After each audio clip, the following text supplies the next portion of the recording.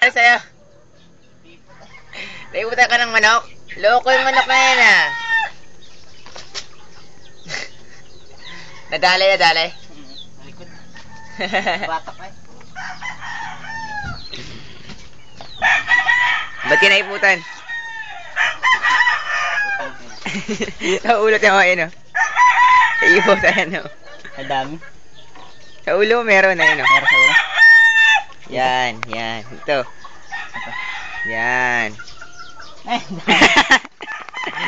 Solve!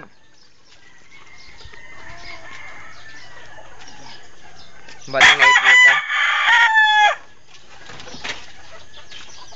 Ang dami. dami pa? Yan. Dito. Wala? Ito.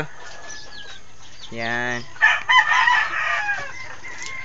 Swerte yun. Sa umaga. Ipot ng manok. Swerte sa anyor o di manaw.